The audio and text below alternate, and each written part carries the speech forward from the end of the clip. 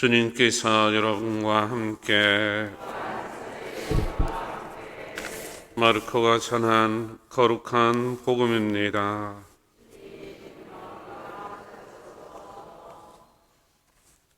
그때의 수석 사제들과 율법학자들과 원로들은 예수님께 말로 올무를 씌우려고 바리사이들과 헤로데 당원 몇 사람을 보냈다. 그들이 와서 예수님께 말하였다. 스승님, 저희는 스승님께서 진실하시고 아무도 꺼리지 않으시는 분이시라는 것을 압니다. 과연 스승님은 사람을 그 신분에 따라 판단하지 않으시고 하느님의 길을 참되게 가르치십니다. 그런데 황제에게 세금을 내는 것이 합당합니까? 합당하지 않습니까? 바쳐야 합니까? 바치지 말아야 합니까? 예수님께서는 그들의 위선을 아시고 그들에게 말씀하셨다. 너희는 어찌하여 나를 시험하느냐? 데나리온 한 잎을 가져다 보여다오. 그들이 그것을 가져오자 예수님께서 이 초상과 글자가 누구의 것이냐 하고 물으셨다. 그들이 황제의 것입니다 하고 대답하였다. 이에 예수님께서 그들에게 이르셨다. 황제의 것은 황제에게 돌려주고 하느님의 것은 하느님께 돌려드려라. 그들은 예수님께 매우 감탄하였다. 주님의 말씀입니다.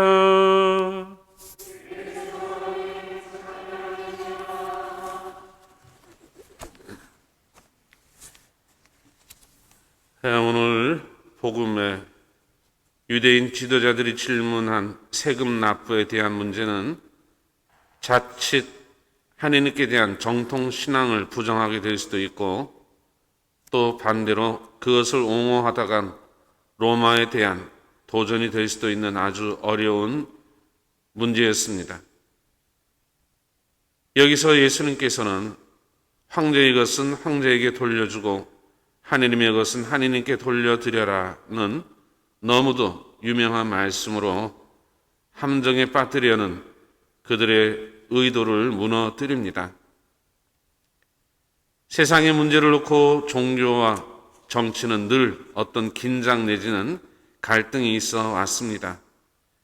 신정일치와 분리라는 말이 그래서 나왔고 과거 유신 독재 시절 사회 문제에 교회가 교회의 목소리를 낼 때 어떤 정치인은 주님의 오늘 말씀을 인용하면서 교회가 정치에 간섭해서는 안 된다고 하였습니다. 그런데 교회가 현실 문제에 대한 교회의 목소리를 내는 것은 정치 문제에 교회가 끼어드는 것이 아니고 또 아니어야 합니다.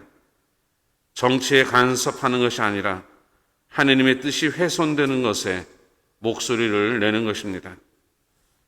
사실 예수님께서는 하느님 나라를 선포하기 위해서 이 세상에 오셨지 교회에 오신 것이 아니죠. 그리고 당신께서는 이 세상에서 식사하고 입고 자고 하시면서 세상의 질서에 순응하시면서 사셨습니다. 그러나 세상이 인간의 존엄, 생명, 환경, 평화, 정의, 사랑과 같은 하느님의 뜻을 훼손하면 가차없이 목소리를 내셨습니다. 그래서 정치도 종교도 다 세상을 떠나서 있을 수가 없고 정치도 종교도 세상을 위해서 봉사해야 하는 것입니다.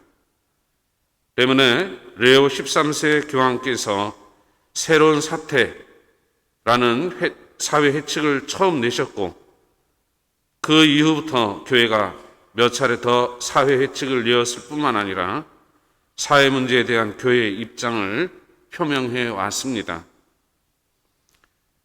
정치가 하느님의 뜻에 맞게 세상을 위해서 봉사를 한다면 교회가 이 세상의 정치와 다른 입장을 표명할 필요가 없을 것입니다.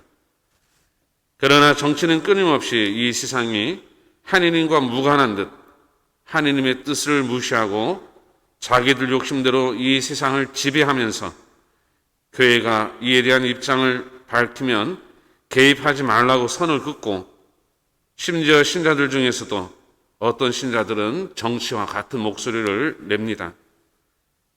세상 끝날까지 교회는 세상 안으로, 세상 안에 있어야만 합니다. 세상에 대한 애착 때문이 아니라 사랑 때문에, 권력을 위해서가 아니라 정의와 평화를 위해서, 이 세상이 하느님과 무관한 것이 아님을 증거하기 위해서, 더 적극적으로 이 세상에 하느님께서 함께 계시다는 것을 증거하기 위해서, 무엇보다 가난하고 소외된 이들을 위해서 이 세상 안으로 들어가야만 할 것입니다. 잠시 오늘 복음을 묵상하도록 하겠습니다.